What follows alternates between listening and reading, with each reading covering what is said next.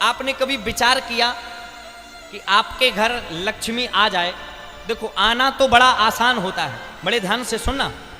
पैसा, रुपया, धन, संपत्ति, ये आना तो आसान होता है, पर रोकना बड़ा मुश्किल होता है। बोलो। अच्छा, अगर आ जाए फिर न जाए तो क्या किया जाए? मुझे वो बात याद आई, एक सेठ जी के घर 5 पीढ़ियों से धन की कोई कमी नहीं, हजारों, करोड़ों, अरबों की संपत्ति, इतना रुपया, इतना धन कि वह कहां खर्च करे उसको खुद पता नहीं। 5 पीढ़ियां हो गई पिछली। आज लक्ष्मी मैया ने सेठ जी के सपने में आकर के सेठ जी से कहा, सेठ जी, हां, अब मैं तुम्हारे घर से विदा चाहती हूं। सेठ ने कहा, माता आप विदा? हां। क्यों, मेरी पूजा में, मेरी कोई आराधना में कमी हो गई क्या? माता लक्ष्मी ने कहा, नहीं। तो क्या मैंने आपके धन का कोई दुरुपयोग कर दिया? माता जी ने कहा, नहीं, तुमने ना ही मेरे धन का दुरुपयोग किया, ना ही तुमने पूजा में कोई गलती की, तो फिर क्यों जाना चाहती हो? लक्ष्मी माता ने कहा, 5 पीढ़ियों से मैं तुम्हारे यहां हूं और अब बहुत दिन हो गए हैं, अब मेरा मन भी नहीं लगता है, अब मैं जाना चाहती हूं, लेकिन मैं तुम्हें बता करके जाना चाहती हूं। क्यों? क्योंकि तुमने कभी मेरा दुरुपयोग नहीं किया, कभी तुमने मुझे फिजूल खर्च में नहीं उपयोग किया, कहीं किसी व्यसन में मुझे खर्च नहीं किया, सदैव तुमने मेरा उपयोग किया है, पूजा पाठ सत्कर्म में लगाया है। इसलिए मैं चाहती हूं कि मैं तुम्हारे यहां से जाऊं, उससे पहले तुम एक वरदान मुझसे मांग लो, जो तुम चाहो। मैं इतनी प्रसन्न हूं, पर मैं जाऊंगी।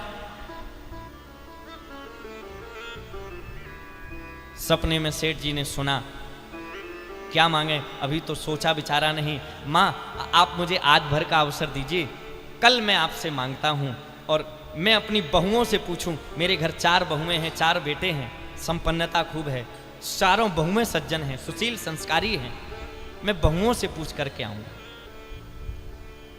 माता लक्ष्मी ने एक दिन का अवसर दे दिया।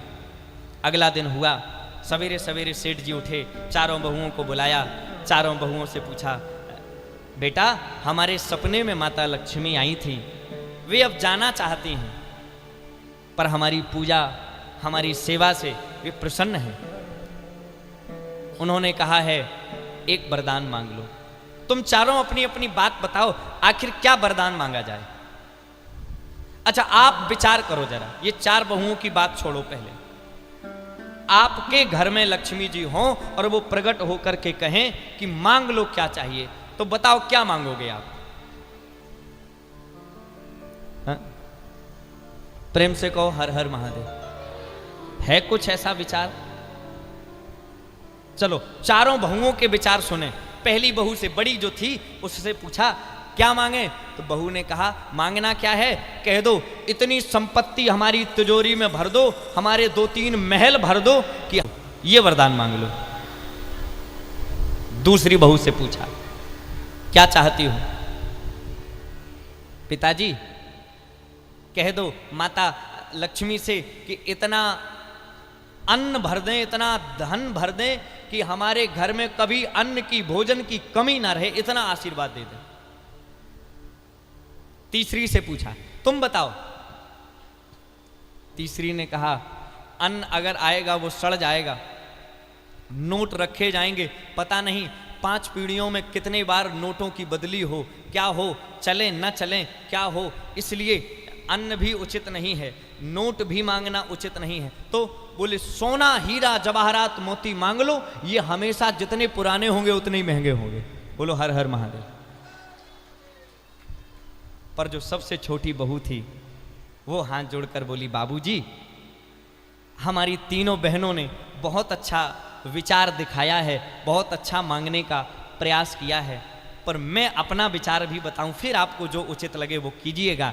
मैं भी मांगना चाहती हूं, क्या जब लक्ष्मी मैया आवें तो आप उनसे धन नहीं, अन्न नहीं, सोना नहीं, ये मांगना, क्या उनसे ये कहना माता आप हमें ऐसा आशीर्वाद दो, हमारे घर में सदैव संत सेवा होती रहे, हरि की सेवा, हरि कथा, पूजन पाठ, संत सेवा, हरि की कथा निरंतर होती रहे, ये वरदान मांगना।